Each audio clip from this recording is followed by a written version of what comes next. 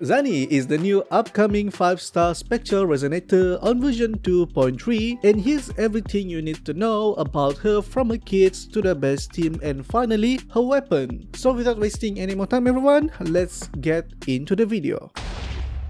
Let's start off with ZANI main role. Firstly, she's a main damage dealer, meaning she can deal a lot of damage and most of her damage will come from her heavy attack. As a second role, she can deal a higher heavy attack damage. Not only that, ZANI also helps amplify spectral damage for her team, and her kits also provide negative status like Spectral Frazzle. ZANI normal attack will work differently, where you will need to time correctly to do her basic attack breakthrough, and after that you can perform basic attack stage 4 right after pressing the normal attack. By dodging also can help trigger the basic attack stage 4. ZANI will have two different resonance skills, one with full forte bar called the Complete Annihilation Protocol, and one is not, called the Proper Defense Protocol. Proper Defense Protocol can block any attack by holding the resonance skill button, and pressing the normal attack again will perform basic attack swift action that will stagnate the enemies and reduce their vibration strength. Complete Annihilation Protocol will be available once ZANI forte bar is full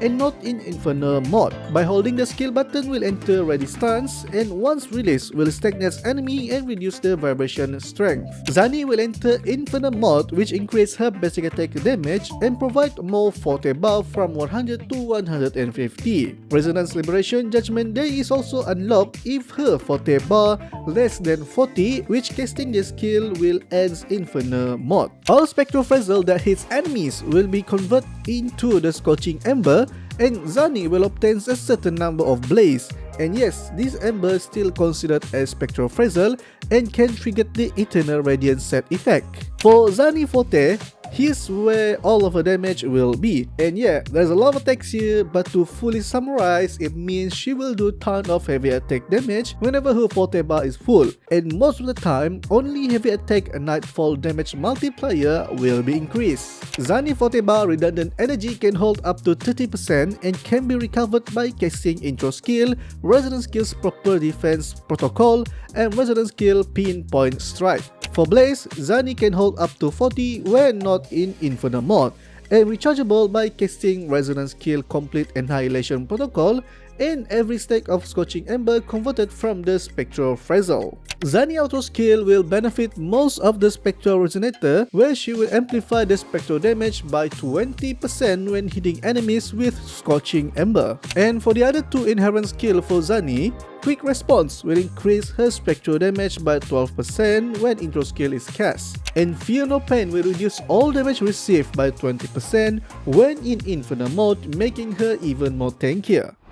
And now let's talk about ZANI Resonance Change. Which one to prefer or decide, is she worth at C0, and can she just stay like that? For free-to-play player, this section might not be in your main focus, but can consider listening in case you might want to go further with your pulling session. Let's start off with her C1. ZANI will gain full immunity when cast heavy attack nightfall, and Complete Annihilation Protocol will increase spectral damage bonus by 50%. C2 will help increase her crit rate by 20%, which is quite high for a buff, and Complete Annihilation Protocol damage multiplier is also increased by 80%. C3 is absolutely correct. The damage multiplier for Judgment Day can be increased up to 1200%, like what the heck. I just hope this number is just a typo or an error, cause that's a lot of damage. C4 is more to help teams by increase their damage by 20% when cast intro skill. C5 will help increase Resonance Liberation Reburn damage multiplier by 120%. C6 will bring 3 other buffs when in Inferno mode by increasing the damage multiplier, more blaze, and when receive little damage within 8 seconds, ZANI will not be knocked down.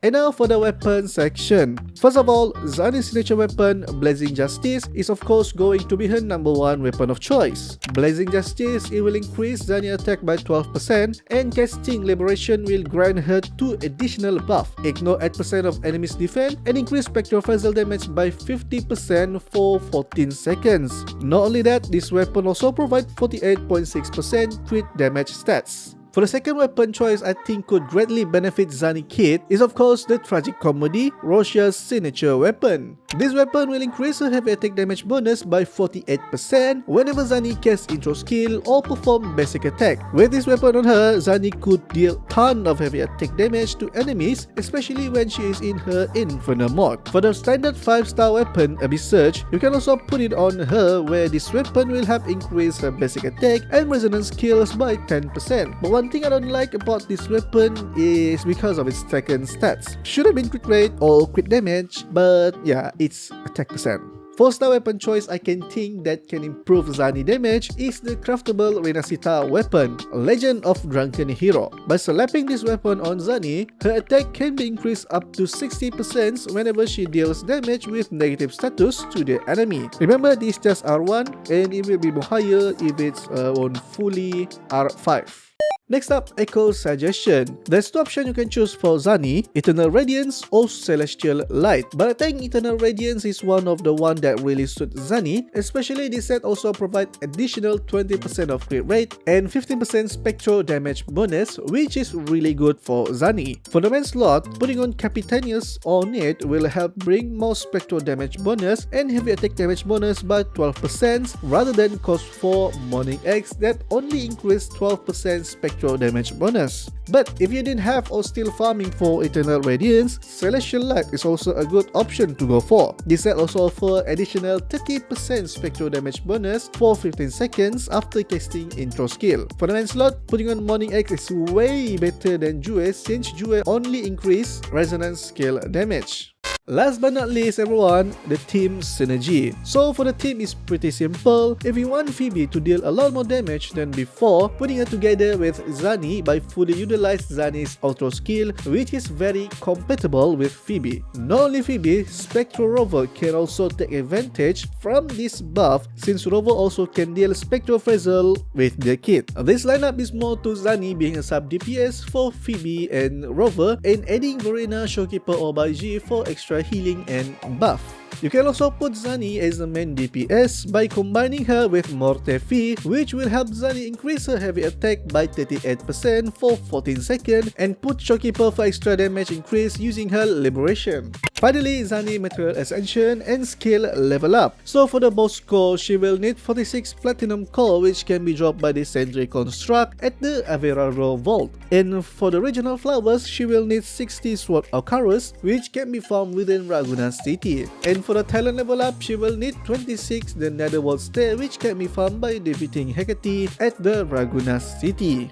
So what's your thought on ZANI? Are you excited for her release or no? Let me know on the comment section down below. As always, more of the kit information I share with you might get changed whenever the official release comes out. So please keep an eye on the comment section as I'll try to post there if some of the things have been changed in the future. As always, if you like this video, please kindly leave a big fat thumbs up on it and I'll see you all in the next one.